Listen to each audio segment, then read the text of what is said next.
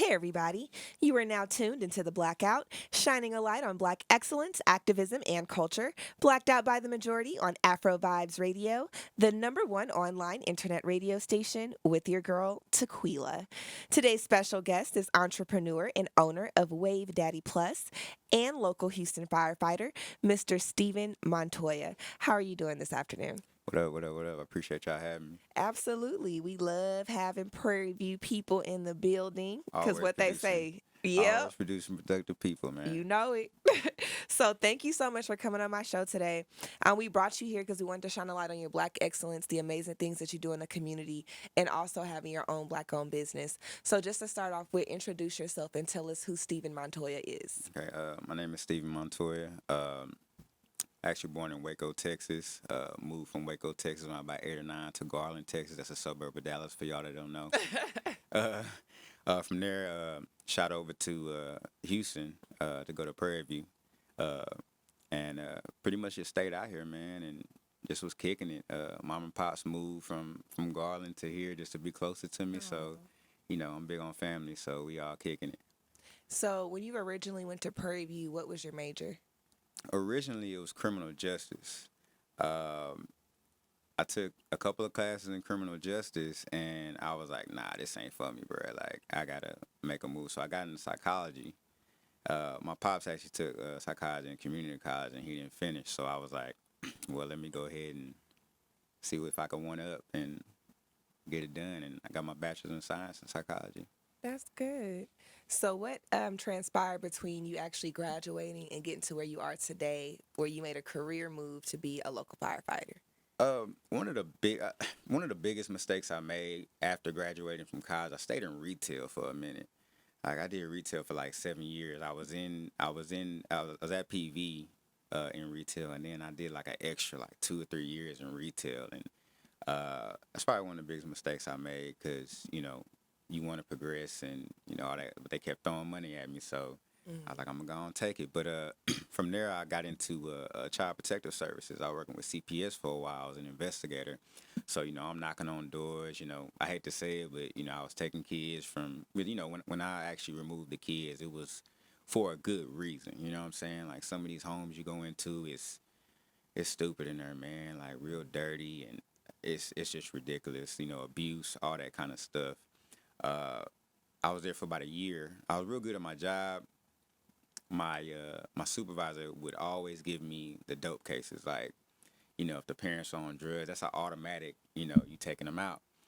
I was like, man, y'all can't be doing me like that because the caseload is crazy, and they deserve a lot of credit with what they do. They don't get paid for what they do, and from there, I was like, nah, I got to get up out of here. So uh, I went ahead and applied for the Houston Fire Department, and here I am, 5 years in.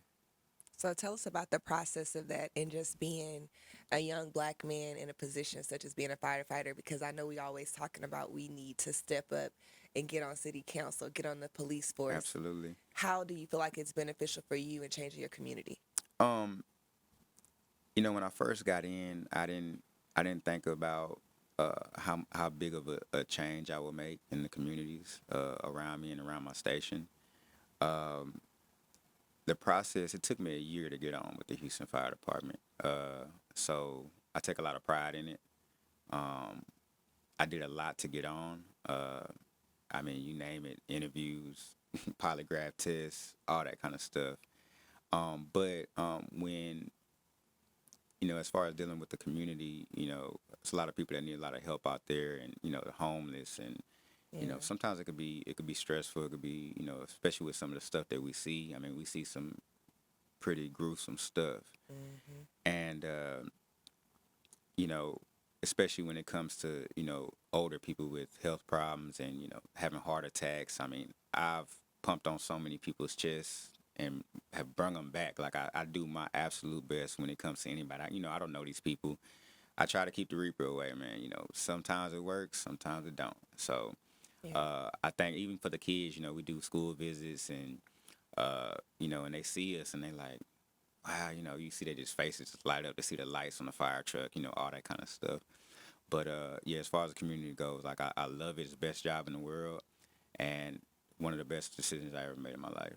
That's good. I just recently saw that you posted a video. I think you were putting out like a fire on a car or something Yeah, on the yeah. freeway. And I'm like, man, that's pretty dangerous. I mean, to have a job like that. So with you being black, which is already like really having an X on your back, being a target because you're Yeah. a black man, Mm. how do you deal with that mentally, having to know that you have to go out and save lives, but you also have to watch your own life as well in these streets? Well, I think as far as being a black man, you kind of gotta supersede the expectations when you're in the fire station. You know what I mean? There's people that look at you, as just another firefighter. There's some people that look at you, when it comes to race and stuff, it's everywhere. You're not gonna get away from it. But yeah, as far as that, I mean, it's having the X on your back is. I mean, it's just like any other black man walking around over here. You know what I mean? It's I just try to do my best in my job and make sure I got the knowledge, and I try to learn every day when it comes to the fire station. I mean, you learn new things every day in the fire station. Um, and yeah, I mean, uh, I just make sure I'm on top of my shit, and make sure can't nobody tell me nothing unless they trying to teach me something or learn me something. You know what I mean? Um, as far as that, yeah. Do you feel like there's any challenges once you take off that uniform and you have to just be Steven when you walk out? I mean, absolutely. Just I tend to put a lot on my plate all the time. Mm-hmm. So dealing with work, barber school, my son, and like I said, that's all I can do. I just got to be me and just take one thing at a time. And 'cause, mental health is serious out here, and it's nothing to play with.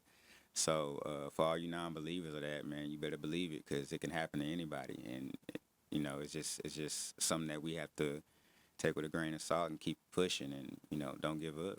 Absolutely. And I know, in light of everything that's going on, I know it's a sensitive time for a lot of people just in America, period. We being at odds with, the police force and the government. But having first responders, it's very important. I had a situation that occurred just a couple weeks ago when I was with him, and there was a Camaro sitting in the middle of the road, like just practically tore in half. And we like, I know nobody would just let a Camaro sit in the road and not take it off. Mm. So we just so happened to pull over and we got out, and it was 4 bodies in the car. He pulled off 4 out, and I Word. stayed and I called the police, Mm. and they was like, no police came. Because I think that's the time when everybody was protesting. No police ever showed up, but the firefighters did come. They were the only ones, and I think maybe EMT that pulled up to come help, and it took them maybe an hour. So I'm like, okay, we regular people having to pull your body out of a Yeah, car, and one of yeah, the young ladies lost her arm. I had never seen nothing like that. So I'm yeah. still kind of dealing with the fact that I saw that with my own 2 eyes, but it kind of showed me like, dang, it ain't even about race when a situation like this happened. It's about saving people's lives. Absolutely. And I know for you, that's probably something you got to deal with every day because you're not looking at their race or their At gender all. or Yeah. their orientation. You're looking at the fact that somebody need to get their child home at the end of the day, or At their all. husband Yeah. or their wife. Absolutely. But then, like you say, we take off that uniform. You got to deal with the real world Yeah, too. because people always gonna look at you like, oh, you know what I mean? Especially Mm-hmm. some white folks out there look at you like, oh, what is he finna do? Is he finna like Yeah. if it's a accent like. There's always gonna be something in the back of their mind, like, is he gonna give me for my wallet? No, I'm coming to help you. You feel me? Like, Yeah. if you want me to make a move, I can make a move. But me, I'm not gonna do that. I'm gonna try to do everything I can possible to help somebody. Um, but as far as response times and all that kind of stuff, we have I want to say it's a 5 minute window to get the scene. Everything is spaced out in like territory, so if we get a call in our territory, boom, we head into that. And sometimes with how the apparatuses, the fire trucks and the ambulances were breaking down like a couple months ago, we would have some trouble with that kind of stuff. And I don't want to get too much in what the city provides, but we we need a lot of help out there when it Yeah. comes to equipment, when it comes to apparatuses and all that type of stuff, so we can serve the community. Um, and yeah, as far as the police, don't get me wrong. There's some amazing cops out there. There's some bad ones out there. You remember JoJo, right? Yeah, I would say JoJo, Yeah, police yeah, officer. JoJo HPD, and shout out to him for being a first responder as well. But uh, we have to get there because a lot of people don't know that we're firefighter EMTs, we're firefighter paramedics. So any person that you see come on scene, we have some kind of medical knowledge as far as putting IVs in, CPR, bandaging wounds, all that kind of stuff. So it's like we have to be there. You know what I mean? Mm-hmm. And we get a lot of the public that say like, oh, well, the cops are taking forever, and y'all are always here. So it feels good to hear that. You know what I mean? Yeah. But hey, we just come out, we do our job, and we keep it moving on to the next. Absolutely. Now, I know one thing before this whole pandemic happened, with elections coming up, the fire department and the mayor of Houston kind of had some odds between each other in regards to the Prop B that was voted on. Tell us a Hmm. little bit about the Prop B and how it affects firefighters. Yeah, a lot of people don't look at the news. My mom and dad watch it every day. I don't watch it every day, but when we're at the station, we watch it. Just to see it's good to know and to see what's going on. I know like a lot of the social media kind of throw you off. Even the news is going to throw you off sometimes because they want that story. They want it to be just stupid, dramatic. You know what I mean? But as far as Prop B goes, Turner kind of already know what it is. Basically, we went out and did block walking, and we knocked on doors. We did all that to get signatures for us to get pay parity with the HPD. Uh, I believe it was back in the 70s. Somebody quote me if I'm wrong, but 70s or 80s, we actually walked with the HPD for pay parity because they wanted pay parity with us. And we walked with them, and now it's like with some of with HPD, it's they like, nah, we not with that. You know what I mean? They have their reasons, but when it comes down to it, it's all about money. You know what I mean? But as far as Prop B goes, we had the citizens vote. We won majority 64 and 40 for no to get the Prop B and pay parity and equal pay. If y'all don't know what pay parity is, equal pay with the cops. And we won it. As far as I know, basically the people's vote was pretty much vetoed. Basically, like, nah, that don't count, whatever. Mm-hmm. And so we had an issue with that. There's still some things in works, and that's really what happened with that whole situation. Has there been any resolution since the last time that you guys discussed it? There's tried to be, I mean, they tried to have resolution, especially with the union. Also, shout out to the Houston Black Firefighters Union. Shout out to the local 341 union for the Houston Fire Department, and for us as firefighters. Yeah, there were talks with Marty Lankin, the local 341 union president, with Turner and other lawyers that were involved, is trying to get some resolved, and you know the city You working on it? the city got up a couple times and just walked away from the interviews, and I mean not from the interview, but the actual resolution. Um, and we've sat there every time and be like, hey, let's get this figured out. But there's no budge anywhere. There's no we can't get nothing. You know what I mean? There was said that there was I believe a 9% raise on the table. That was what was told to the media. There was never a 9% raise put on the table. So yeah, that's pretty much all I got to say about that. I got you. Well, we're going to table that For conversation. sure, for sure. But I definitely wanted people, since they're in Houston, to kind of understand what the issue is, because I know there's some confusion or maybe no understanding of why Prop B was so important. And the last thing we need is to have people at odds, especially with our first responders and our city council. So Absolutely. hopefully, And I that also want to resolves. say, due to that, us not getting a raise, because I mean, we don't get paid much for what we do. You know what I mean? Coming out in the academy, we get paid like 28 grand in the academy. When we come out, it starts at 40 when we off probation and stuff. And there's a big increase in what the police officers get over us. You know what I mean? So, and there's a lot of great, I mean, amazing firefighters that left to go to other departments that just retired. You know what I mean? Yeah. And we lost a lot of good people. And they're saying that there's a shortage. There's a shortage because of that. There's a shortage of firefighters because of that. So it's not because of the COVID. It's not none of that. And I also want to put a prayer down for some of the families that we actually lost 2 firefighters the past week and a half due to COVID. One was a captain, one was a firefighter. Dang. And we also have another firefighter that's in the hospital right now.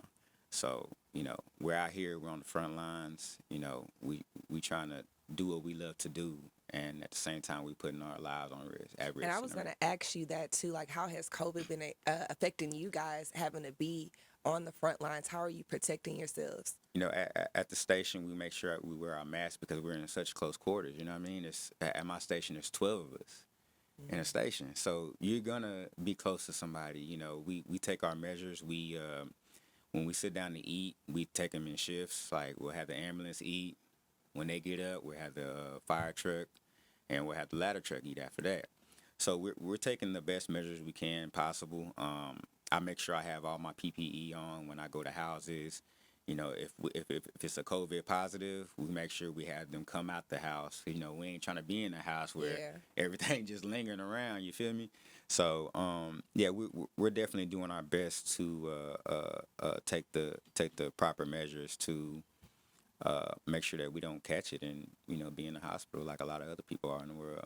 How do you personally feel, just like with Houston, so many people being against wanting to wear a mask, being against wanting to self-quarantine, people kind of just out here living free like it's over, like coronavirus just walked away. Man, look.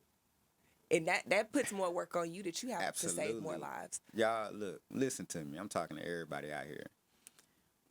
Just wear the mask. Stop. I done seen so many people on Instagram. They just in there, just live, just partying up.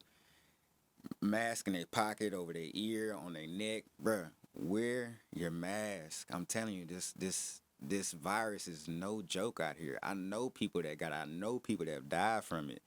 Is it going to completely keep you from getting the virus? No, but the transmission rate is amazingly decreased from wearing a mask. So just go out there, wear your mask, man. Stay at home if possible. Keep your kids at home if possible. I see so many kids running around in Walmart, touching everything. It's crazy. Yeah, true. So Well, I definitely want to thank you, though, as far as being a first responder, because Sure. you do have a child at home that you have to Absolutely. take care of. You do have parents that are older, Yeah. and that's a lot for you to risk your life for other people to be able to get home to their kids. So we do appreciate you for that. Absolutely. I have a sick father as well, so Yeah. I'd appreciate y'all's prayers of him. And, if he catches it, it's a wrap. Yeah. It's done. You know I'm what I so mean? sorry to hear that. I appreciate that. Absolutely. Well, I don't want to get too sad on the show. No, We for got to sure, go for to a sure. quick break, but when we come back, we're going to actually talk about your brand, Wave Daddy Plus, and you going to Next Level Barber Institute and how that actually helped you inspire to be an entrepreneur. So when we Right come on. back, we're going to talk more with Mr. Stephen Montoya. But until then, you guys are still tuned into The Blackout,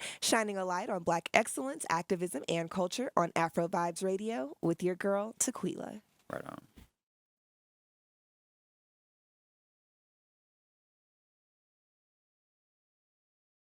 Hey, everybody.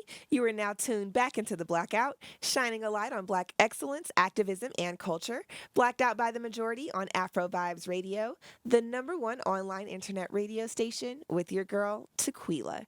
We're currently still in the studio with the owner of Wave Daddy Plus and local Houston firefighter, Mr. Stephen Montoya. Thank you for hanging in there with us during the break. What up, what up, what up? I appreciate y'all again. Thank you. Absolutely. So I want to get into the meat of the conversation before we wrap up our show for today.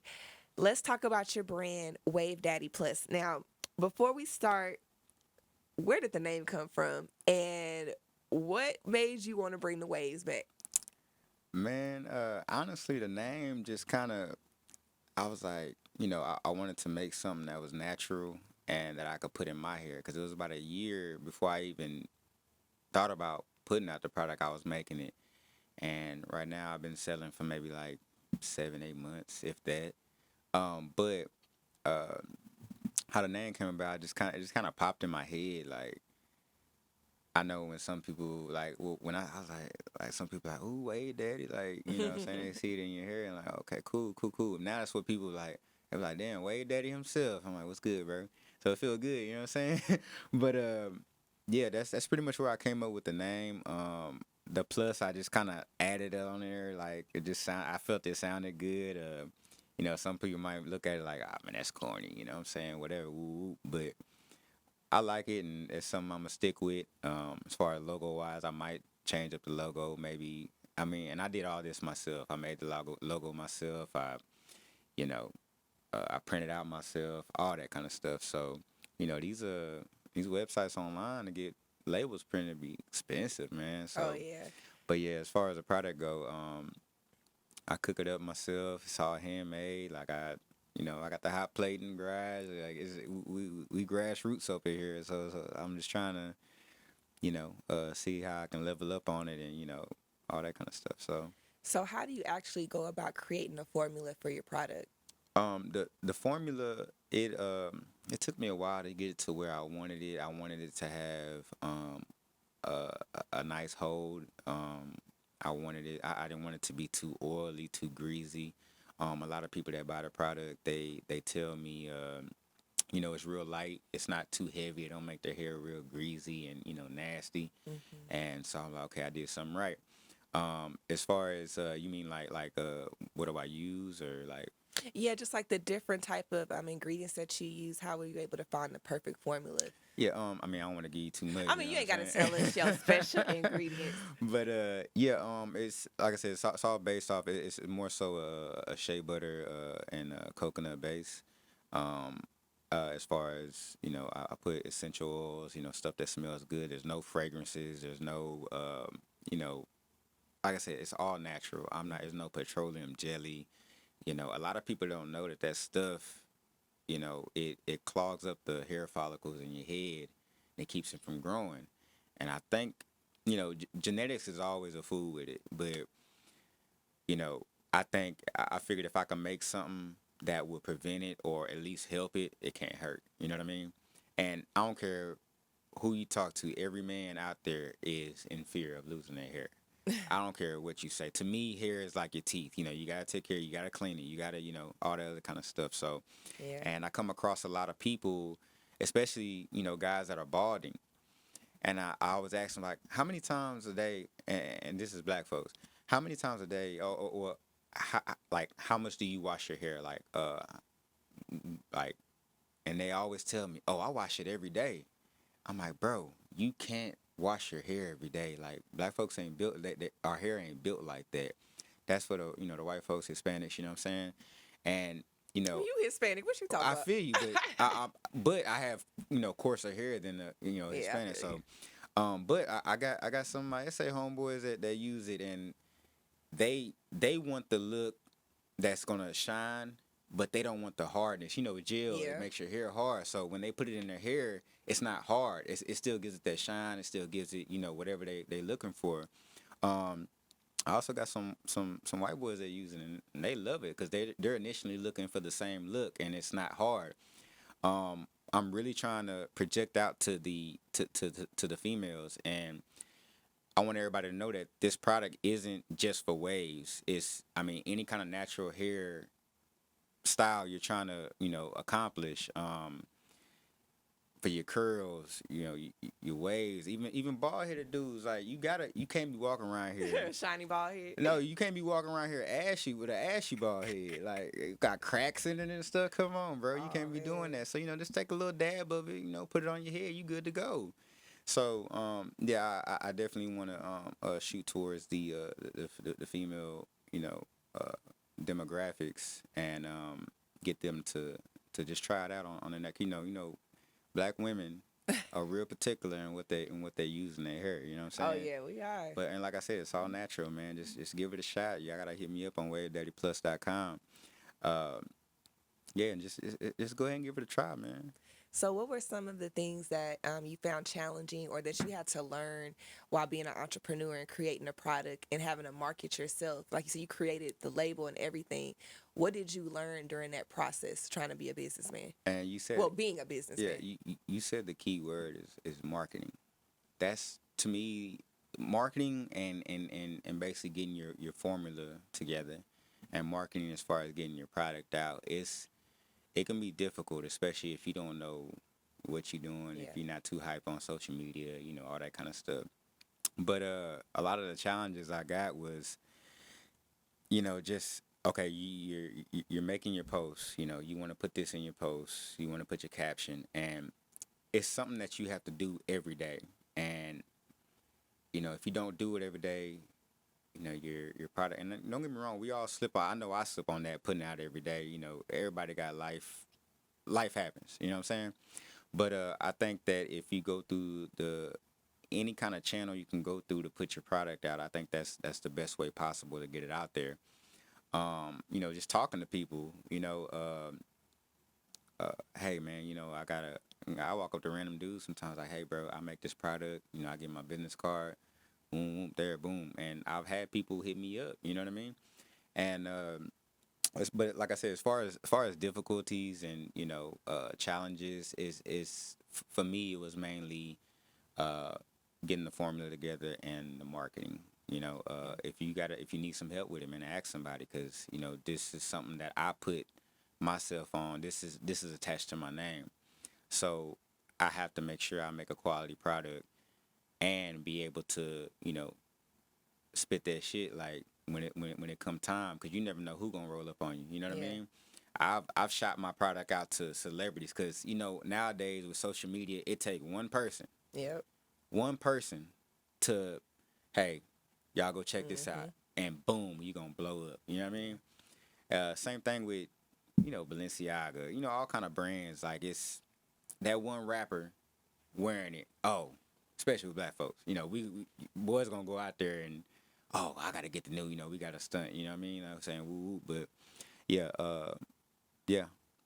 So, what do you feel like separates Wave Daddy Plus from other products right now? Because, since the era that we're living in is such a tough and sensitive time, and because of racial issues, a lot of Black people really are on the rise when it comes to having Black-owned businesses. Absolutely. Especially being in COVID, I think a lot of people's passions are starting to come out, and they're starting to push out what they really want to do. One, tell me how COVID has helped you actually focus more on your brand, and if you felt like you built it out of necessity or if you built it out of passion and what's keeping you driven. It sounds bad to say, but I think the COVID virus is probably one of the best things that could have happened to the black community I because agree. I think we at home and a lot of people just be trying to find something to do and just like you said, I've seen so many people come out the woodworks with a small business. I'm like, man, that's what's up. Like that's why I'm saying like that's probably one of the best things that could have happened to us. And you know, it's time for us to really come together. I got a homeboy at the Next Level Barber Institute. He also makes his own beard balm and oil. I shouted him out on my page, like, "Hey, bro, we in this together. Like, we have to support each other. I don't care if we in the same business, if we in whatever. Like, we gotta look out for each other." Matter of fact, his beard balm and oil is called a B Rob. Oh, BU, excuse me. That's gonna be BEAYOU. He just kind of released it, so he's in the grassroots of it. So y'all look out for him. But as far as the whole COVID situation goes, um, as far as it being a necessity, my sales did drop a little bit. But they still moving. That's the best I can ask for. Yeah.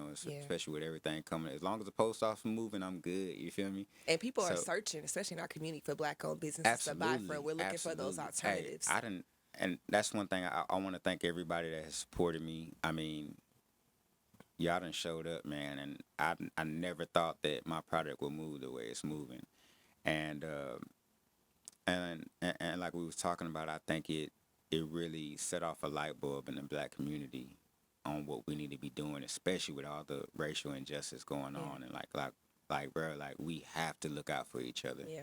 Like there's no other way. Like, and you better believe these these Jim Crow laws, it's still in effect, man. Like we still hating on each other. We still trying to one up each other. Like, Yeah. man, if we banded together and got it done, we'd be unstoppable, man. So Absolutely. yeah, Well, I love the fact that you created this brand, especially for Black men. It's organic, it's something healthy, and it's black going to men make and them, women. and women. But we know we want to look at the fellas. We want them to walk Yeah, in for not looking sure, greasy. You for said sure. your stuff is silky smooth, and that's what we want to Yeah, see. But you see me over here. I'm looking at the product. Your hair looks shiny, but it don't look heavy. It It just don't. look real It's not. smooth. Yeah. And I actually had cut my hair down low so I can get a new wave pattern. So my waves ain't hidden like they want to, but they gonna get there for Hold on sure. now. Quick question for those out there that might not be familiar with what waves are. What is it? Waves are basically curls that are compressed. So when you brush your hair as a especially with black folks and coarse hair, when when you grow your hair out just a little bit, it's really kinky. It's really curly. So once you put product in it or whatever you want to do and you brush it, there's elasticity in your curls. So as you brush, you're stretching those curls out. When you compress it, that's what's keeping it, mat. I don't want to say matted, but it's keeping it pressed down. So that's what creates the wave pattern.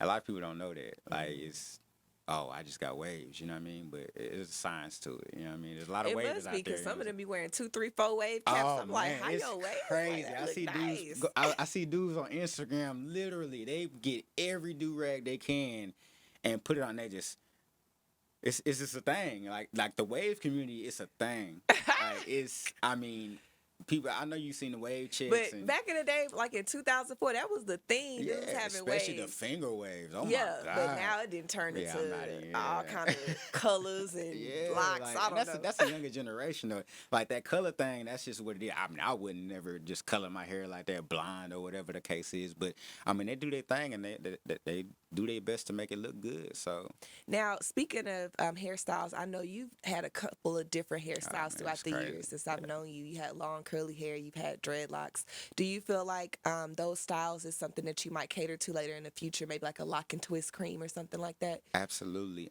Right now I'm trying to get the basis of my product out. Like I don't want to release too many things, and also I want to give y'all a heads up. I actually have a Wave Daddy Plus body butter that I'm gonna put out. Ooh. And I mean, my girl use it, my mom use it. I mean, her granny use it. I mean, it's dope. I only made like one batch because I was just it's something I was playing with, but I use it. I mean, it's A1. But oh, my fault. What would you ask me? Look, you done got me lost. Yeah, I got hyped. That see, you But, passionate about your product. Yeah, for sure, for sure. But yeah, I for real forgot what we was talking about. Expanding the product line. Yeah, expanding the product line. I don't want to put just too many products out at one time. But you are familiar with different types of hairstyles, so you know Absolutely. in the future that you have something to Good. look forward to when you Yeah, want to and for y'all that don't know, like I'm black and half Hispanic as well. I have more of a when it's short, I have more of a straight texture, but when it gets long, it gets really curly.